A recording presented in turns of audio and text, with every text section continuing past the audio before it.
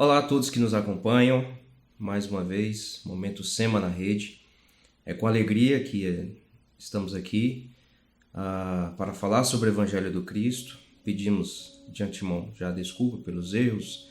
É uma plataforma nova para nós, de uma forma geral, nós não nos sentimos ainda muito à vontade. E pela inexperiência habitual que já temos por falar sobre o Evangelho do Cristo, né, que está aí há 2000 anos nos chamando à sua seara, e a gente com a dificuldade imensa de atender ao seu chamado.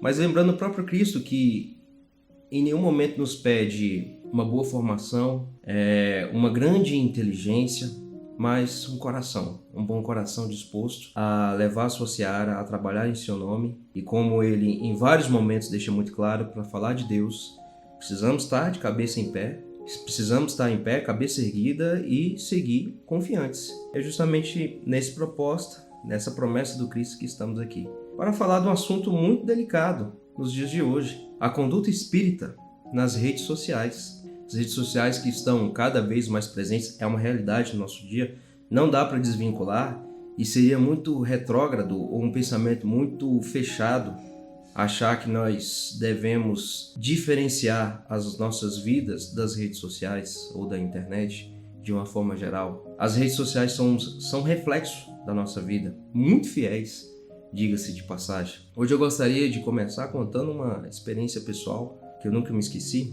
Alguns anos atrás, quando trabalhava na Secretaria de Saúde, fiz amizade com a senhora.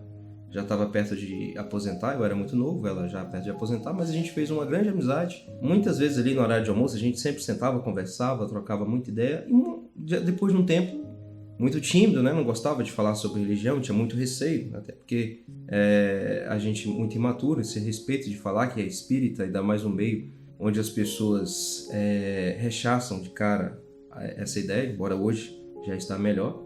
Mas um dia ela descobriu e me chamou para conversar, e num cantinho, com muita emoção, olhando nos meus olhos, ela dizia: meu filho, sai desse lugar enquanto é tempo. Deus não está nesse lugar. Sai de lá. Você é uma boa pessoa, você merece ser salvo. Bom, brincadeiras à parte, experiências à parte, no fim das contas eu entendi que ela falou o que falou, mandando eu sair de onde eu estava, no lugar que eu adorava, que eu gosto muito de estar, porque ela gostava muito de mim. Ela gosta muito de mim, então ela queria me ver bem. E é preciso entender as limitações das pessoas. Quantas vezes a indulgência nos bateu a porta através de outras pessoas? Precisamos ser indulgentes também. E eu entendi, eu não entrei em conflito, eu entendi o seu recado, mas eu não poderia concordar com isso. Nós entendemos que Deus, entre todos os atributos que Ele tem, os atributos da divindade, trazido por Kardec, um deles é a onipresença. Deus está em todos os lugares, ou melhor, é nele que habitamos. Deus conhece todos os corações. Você pode entrar em sintonia com Deus, independente da sua crença, independente da sua classe social, independente da sua localização. Deus consegue sondar o íntimo da sua alma, de todos nós. E Ele faz isso constantemente. E Ele só não age mais em nossas vidas porque, na maioria das vezes, nós não permitimos. Quando nós falamos da conduta espírita nas redes sociais, vai muito mais além sobre a análise de um comportamento de um grupo. Trata-se de uma experiência evangélica.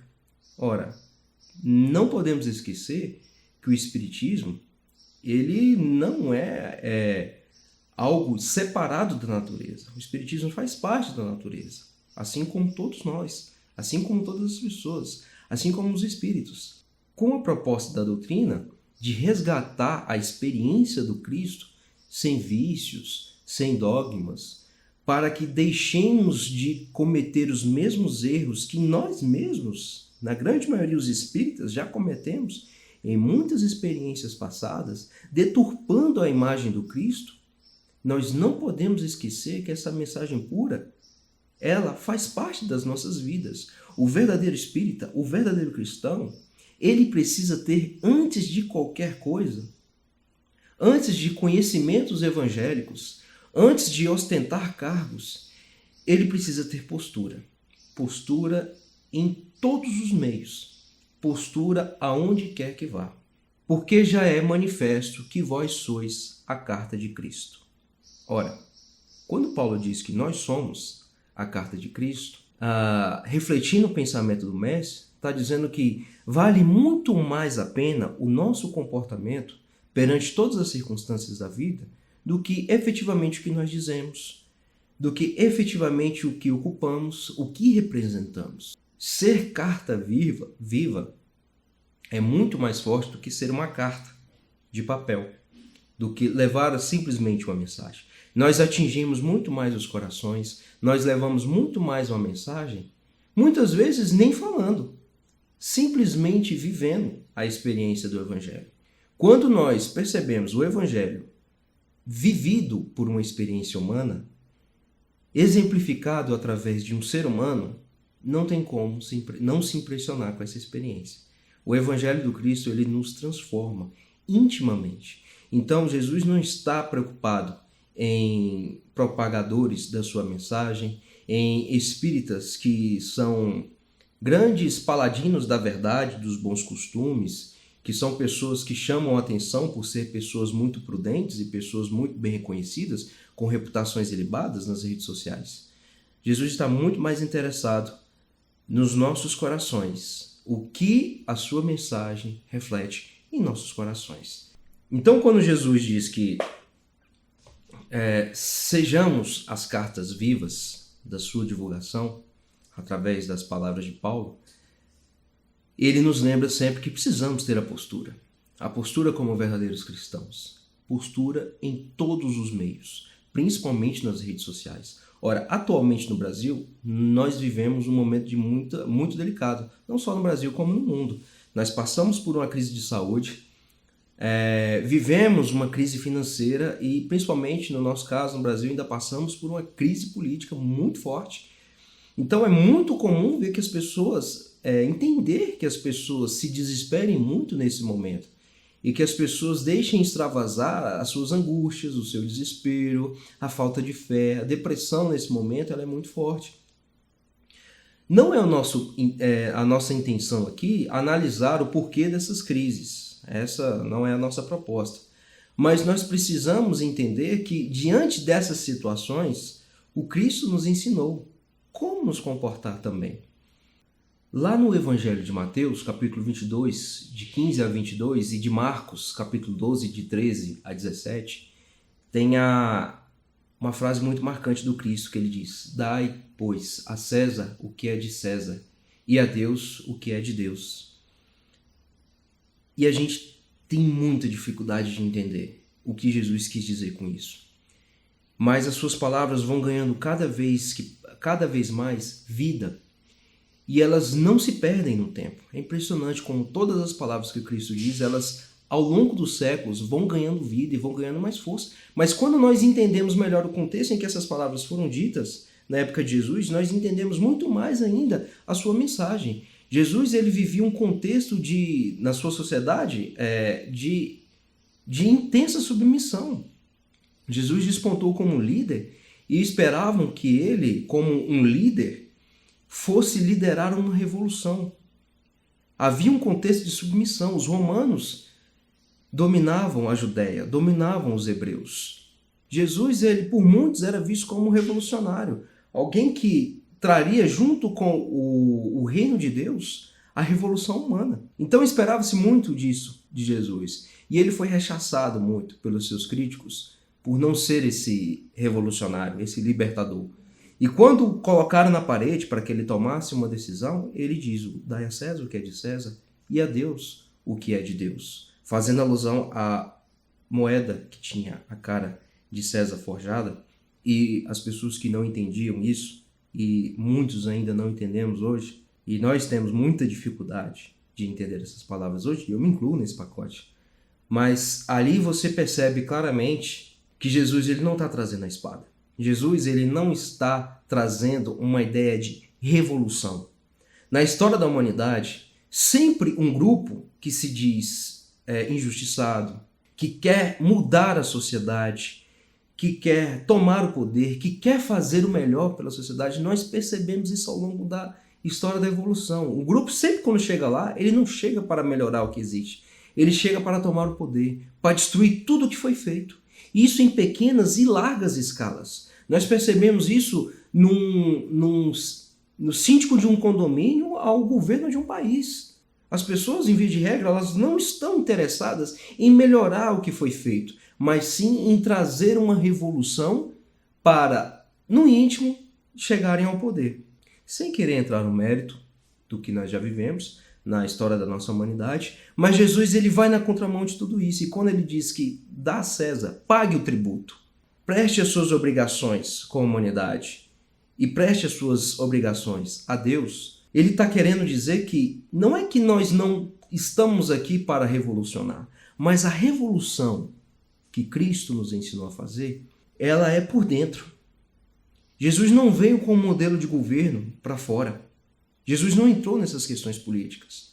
Até porque questões políticas, elas mudam com muita frequência. É muito rápido a política de um país mudar. Quando Jesus diz essas palavras, ele está nos convidando a fazer a maior revolução que nós podemos fazer. É a revolução íntima. A revolução dentro de cada um de nós. É muito triste perceber que muitos dos líderes cristãos do mundo, e incluem também os espíritas, acreditam que a revolução ela está mais por fora do que por dentro. Então você vai mudar um país, você vai mudar uma situação que você está descontente, você vai mudar a sociedade implantando uma política de governo diferente. Que revolução é essa que vale mais a pena do que qualquer movimento político? Que revolução é essa que o Cristo nos ensinou que vale mais a pena você se empenhar, que muitas vezes vale a pena você se imolar, você se doar, você se calar para que essa revolução interior aconteça? Que revolução é essa? Que revolução é essa que ele nos prometeu que, por mais difícil que fosse, a recompensa seria grandiosa, que o jugo, que a submissão seria leve, que segui-lo seria muito mais confortável do que seguir qualquer outro líder humano. Segui-lo representa revolução interna, representa muitas vezes renúncia interna, mas mesmo assim vale muito mais a pena do que qualquer outro modelo de governo que você siga no mundo e você tenha todas as recompensas da terra. Que revolução é essa? O que Jesus deixa claro, porque ele reflete as ações de Deus, ele é a grande revelação de Deus ao mundo, é que Deus não usa da violência. Assim como Jesus nunca usou da violência. Deus tem armas muito mais eficazes. Deus usa muito mais o tempo do que a violência. Então, a violência, embora ela passe a sensação de que você está resolvendo um problema, não está. Porque se você não está modificando seus corações, se nós não estamos mudando os nossos sentimentos, nós não estamos fazendo revolução nenhuma. Mas, diante desse contexto, então nós temos que nos calar perante tudo que acontece na sociedade. Então é isso que Cristo nos ensinou, a nos silenciarmos, a ficar quieto perante todas as injustiças, as iniquidades, os escândalos de corrupção, as brigas políticas, líderes políticos que parece que só vieram para poder pregar o mal. Nós temos que nos calar. Essa é a mensagem da doutrina espírita, que nós nos calemos perante toda a iniquidade. Quando nós lemos livros como Brasil, Coração do Mundo, Pátria do Evangelho, a gente percebe ali que o plano político do Brasil ele é tão secundário perante o planejamento que Jesus tem à nossa pátria, ao nosso mundo. Tanto que brigas humanas, políticas humanas, o tanto que elas são secundárias, que a gente se sente às vezes até perdendo tempo se envolvendo em certas brigas, em vez de catar, em vez de abraçar a verdadeira revolução, que é a revolução da alma. E muitos, em nome de um patriotismo, muitas vezes cometem crimes, alimentam ódio no coração contra outras pessoas, em nome de um patriotismo que só vai gerando uma carga negativa. Ora, nós devemos ser patriotas, sim. Devemos amar a nossa pátria.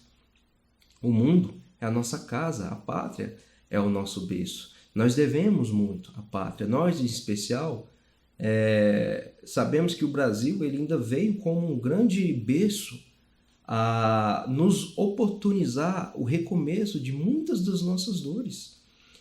Mas como que se age um verdadeiro patriota aos olhos do Cristo? Como deve ser um espírita patriota? Temos que nos lembrar que só podemos fazer aquilo que está ao nosso alcance. Nós temos um dever com o nosso país, mas nós só podemos agir naquilo que nos compete, seja lá qual for a sua função. Temos que afastar de nós toda e qualquer ideia de corrupção, porque ela pode acontecer em vários níveis diferentes. Nós não podemos nos esquecer que a justiça divina, ela não falha nunca. E ela vai cobrar a cada ponto, cada um segundo, as suas obras. E por falar em justiça, nós acreditamos na justiça divina, mas nós não podemos também desprezar a justiça humana. A justiça humana ela deve acontecer, ela deve ser exercida, ela deve se reformular a cada momento, porque ela é humana, então ela está em constante mutação. E nós temos o direito de usar a justiça humana também quando nos convém, mas temos que ter cuidado. Tem muita gente que utiliza da justiça humana, muitas vezes, para demonstrar mais poder, para subjugar outras pessoas, para obter vantagens. Tudo isso nos é cobrado. Um verdadeiro patriota, ele se afasta de demagogias doentes. Um verdadeiro patriota exerce a sua função com muita serenidade, cumpre o seu papel. Quando ele é chamado a depor, a prestar um testemunho, ele age com honestidade, ele age com serenidade, lembrando que todos nós, no fim das contas, somos juízes de nós mesmos. Então, um patriota, um espírita patriota, ele, na maioria das vezes, nem aparece, nem transborda o seu patriotismo, porque o patriotismo real é um serviço constante e proveitoso, muito mais além do que demagogias. Então, podemos entender que se somos espíritas reais, se somos cristãos, se entendemos que a verdadeira revolução ela acontece dentro de cada um de nós, então eu devo afastar de mim toda e qualquer opinião política, por mais que o candidato defenda ideias que me desagradem, que vão contra qualquer princípio cristão. Eu tenho que me afastar dessas ideias, eu não posso ter opiniões políticas, porque eu sei que a justiça divina vai cobrar a cada um. Como um verdadeiro cristão se comporta diante dos embates políticos? Como um espírita se comporta?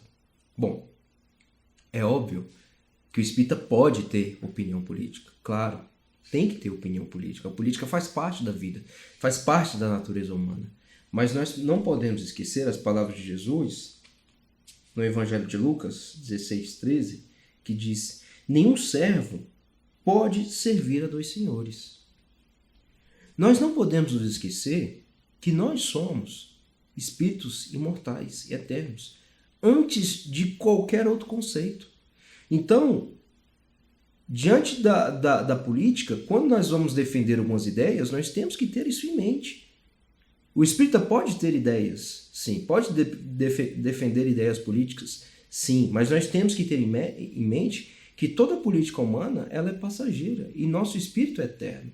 Então, tenhamos cuidado com o que estamos defendendo por aí. Às vezes, nós sabemos claramente que alguma ideia ela vai em contramão à eternidade do espírito. Você sabe que em breve isso não vai fazer mais parte, que em breve isso cairá em desuso.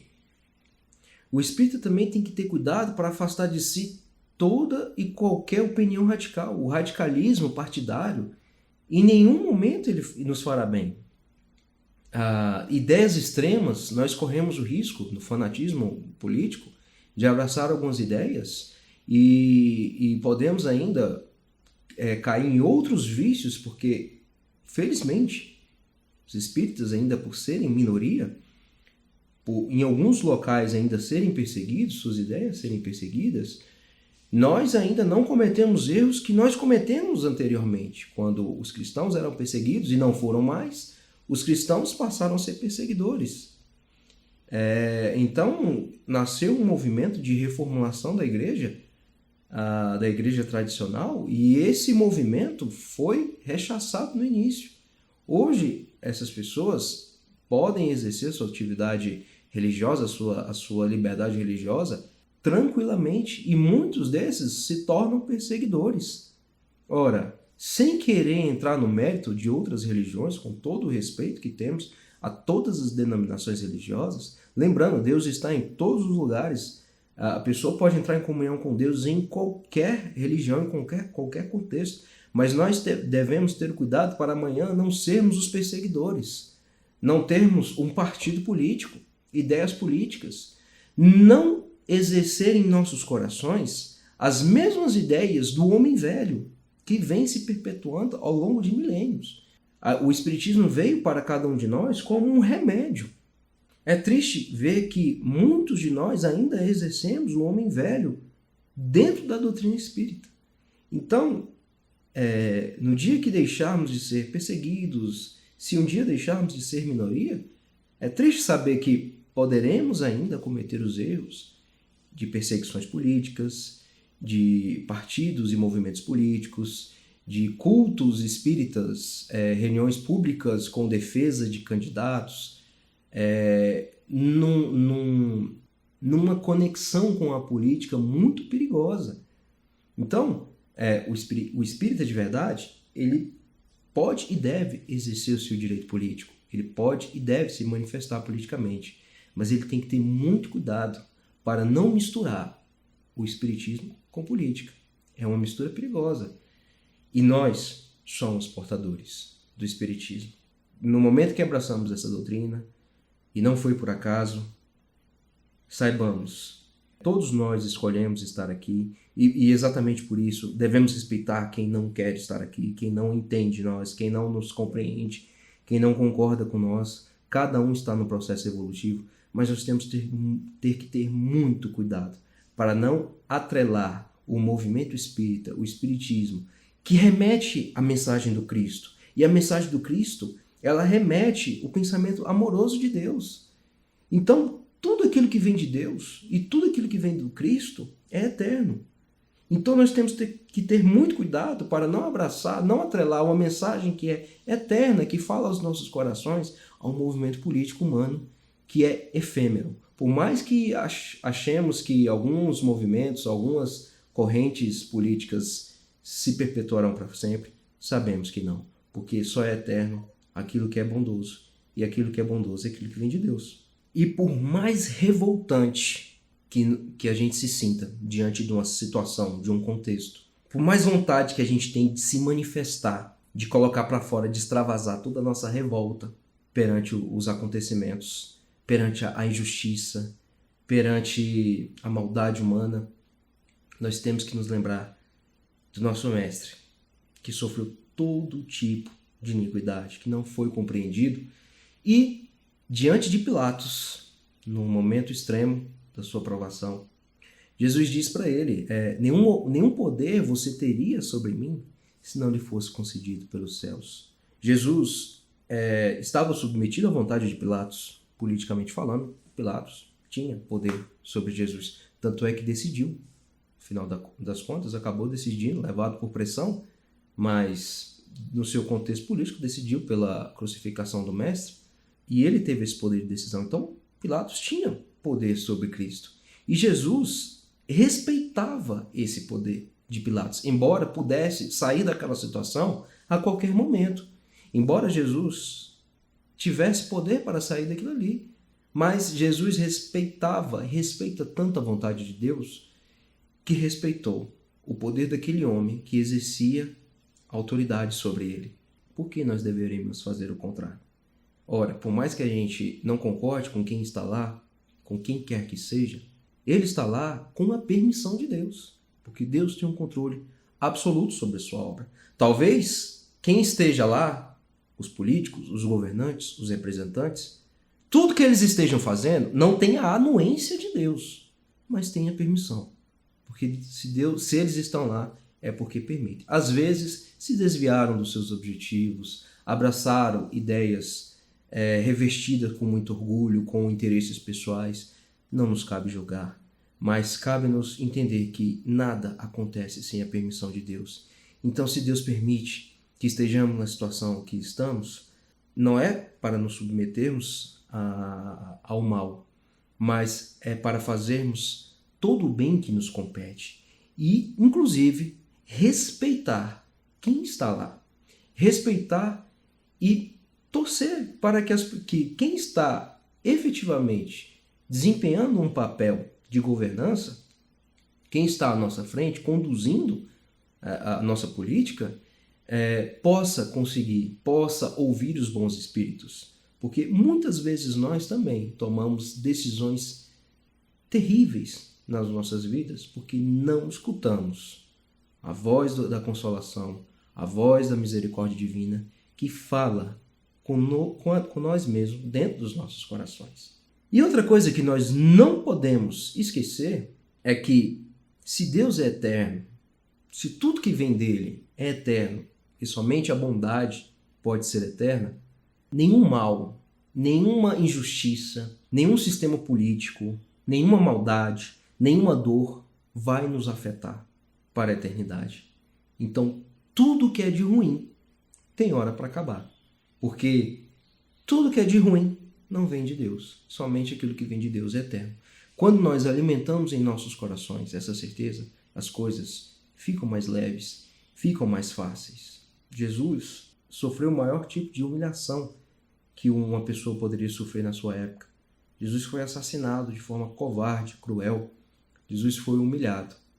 E nenhuma dessas dores, e a maior delas, que foi a dor moral, por não ter sido compreendido, manchou a sua grandeza espiritual e o seu amor por todos nós. Então, somente aquilo que vem de Deus pode ser eterno. Então, para que nos revoltarmos perante as situações difíceis? Nós não podemos esquecer desses ensinamentos. Então, perante o desespero, toda calma é fundamental. Acalmar-se quando todos estão nervosos é acalmar os outros. Quando todo mundo perde a paciência, quando todo mundo se desespera, nós que já entendemos o Evangelho do Cristo, precisamos fazer um grande esforço para nos acalmar. Quantas vezes fomos levados por ondas de desespero, por ondas de loucura, por achar que tudo ia dar errado, e no fim das contas deu tudo certo. E a gente até se envergonha por ter se desesperado tanto. Então, nesse momento de redes sociais, as notícias elas são postas o tempo todo. E muitas delas, às vezes, são feitas com o intuito de nos desesperar, de nos enlouquecer. Então, quando todo mundo está gritando, quando todo mundo está louco, lembre-se, é preciso silenciar. O silêncio é uma caridade perante a gritaria. O silêncio emudece o verbo louco, o verbo que grita. Então, mantenhamos a calma. Até porque se nós ganhamos uma discussão no grito, e as redes sociais, elas são ótimas para discussão. São discussões de todos os tipos, de todas as formas. Então, se nós achamos que ganhamos uma discussão no grito, é porque ganhamos na violência. E sabemos que então não ganhamos. Porque não podemos ganhar nada na violência. A violência ela não transforma corações. Pelo contrário, ela pode petrificar mais ainda os corações que estão fechados em um sentimento. E se agimos com violência, em vez de estarmos desatando os nós, em vez de estarmos agindo no bem, estamos agindo no mal, mesmo levando uma mensagem boa. Até porque muitas guerras, muito sangue foi derramado em nome do Cristo. Então, quando Jesus nos oferece a outra face, perante um tapa no rosto, não é porque ele tinha problema com simetria, e se bateu de um lado, tem que bater no outro. Mas Jesus entendia, muito melhor do que cada um de nós, o que a onda, o que o sentimento de violência e desespero e de vingança é capaz de fazer com os nossos corações. Às vezes, tomado por um sentimento de vingança, nós fazemos coisas que depois a gente não reconhece que nós fomos capazes de fazer. Às vezes, num sentimento de vingança, nós agredimos, nós ofendemos, nós cometemos crimes atrozes. Muitas vezes contra pessoas que não sabemos nem quem é. É preciso sair dessa onda. É preciso resistir a essa onda de desespero. E precisamos confiar, porque nada escapa das mãos de Deus. Não está sem controle, o mundo não está sem controle.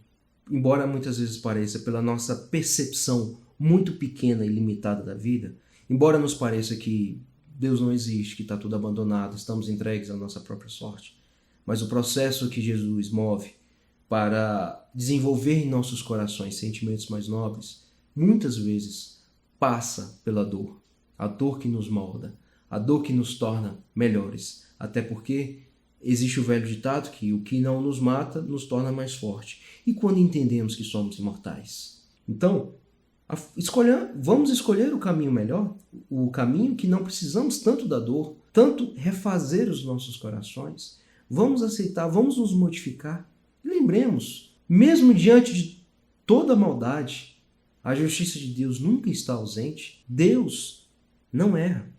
Aceitar os desígnios superiores, mesmo nas decepções, é um sinal de maturidade. Cada um vive uma batalha interior. Cada um vive uma revolução. É preciso entender, todos nós estamos numa luta. E essa luta é contra nós mesmos. E não podemos esquecer, a postura do verdadeiro espírita perante a vida, e principalmente em momentos tão difíceis como esse, é a atitude mental da prece. Recentemente tivemos aqui uma palestra muito boa falando sobre a prece, mas a prece não é um mecanismo de informar a Deus sobre os nossos problemas, até porque se Ele é a onisciência, Ele já sabe o que vivemos muito melhor do que nós mesmos, mas a prece é um mecanismo de conexão, de comunhão com Deus. E quando nós nos conectamos com essa sintonia, com essa vibração, as coisas não se resolvem. Os nossos problemas, eles não se resolvem, mas eles se tornam mais leves. A perspectiva de olhar é diferente. A assistência espiritual, ela é diferente. Se cada um batalhamos uma própria guerra, uma própria revolução em cada um de nós, Deus, como um Pai amoroso, está aí, pronto para nos assistir e nos apoiar a vencer essa batalha. Esse momento entre nós, esse momento individual entre eu e Deus, ele exige hábito. Então é preciso manter o hábito da prece, porque magicamente nós começamos a ver a situação em que nosso país se encontra com outros olhos. Essa revolta, esse desespero ganha outras proporções. E para finalizar, gostaria de lembrar Paulo, mais uma vez, na primeira carta aos Tessalonicenses, capítulo 5, versículo 15, que diz o seguinte: vede que ninguém dê a outrem mal por mal, mas segui sempre o bem, tanto uns para com outros, como para com todos. Fazer o bem é o que nos compete. Mesmo se der tudo errado, mesmo se não obtivermos resposta, o que manda no final das contas é a obra que está sendo desenvolvida em nossos corações. O mundo pode te dar as costas. Existe um amigo que nunca vai te abandonar. É o Mestre Jesus. Ele sempre vai te acolher, sempre vai dar as palavras que você precisa para os momentos difíceis. Obviamente, pelas nossas limitações, nós não ouviremos com os nossos ouvidos, mas quando buscamos em atitude de prece, Ele conversa com cada um de nós. Ele nos auxilia nessa batalha. Então, fazer o bem em todas as circunstâncias. Às vezes é triste. Quando fazemos o bem, não somos reconhecidos, somos tomados por um sentimento de revolta e aí partimos para o mal, para a revolta, para resolver as situações à nossa forma, a maneira que achamos melhor. Quando não, devemos fazer a nossa parte, porque se o mundo não reconhece a nossa luta interior, existe um mestre amigo que nos acompanha, existe uma providência divina que nos segue a cada segundo das nossas vidas, nos apoiando e nos incentivando a travar o bom conflito, a travar a boa batalha, essa que existe dentro de cada um de nós. Então, nas redes sociais, na vida social, dentro de casa, o verdadeiro cristão, ele precisa ter postura. Ele não pode esquecer nunca que é uma carta viva do Cristo. E temos as nossas limitações. Ninguém é melhor entender aceitar as nossas limitações, os nossos defeitos, do que vestir uma máscara de perfeição que não nos pertence. Nós não somos perfeitos ainda. Cristo não está esperando perfeição de nós de um momento para o outro. Sabe que cada passo é difícil. Então que reconheçamos os nossos limites e que sejamos, dentro das nossas possibilidades, as cartas vivas do Cristo. E com certeza, cada um de nós pode ter uma postura melhor dentro das redes sociais, dentro do seu lar.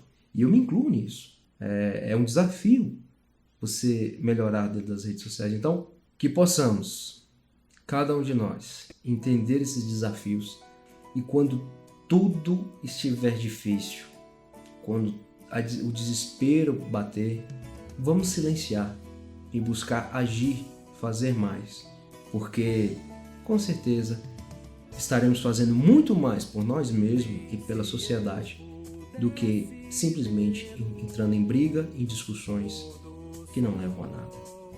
Que o nosso mestre, amigo de todas as horas, Jesus, nos abençoe hoje e sempre. Tchau. Natureza, nem se eu tivesse todo ouro e não tivesse um amigo, nada teria. Pois quando eu começasse a me sentir sozinho,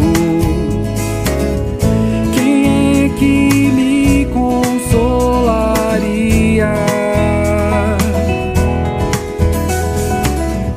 Mas Deus é bom, botou você em meu caminho, pra que não falte a alegria. Você vai estar para sempre dentro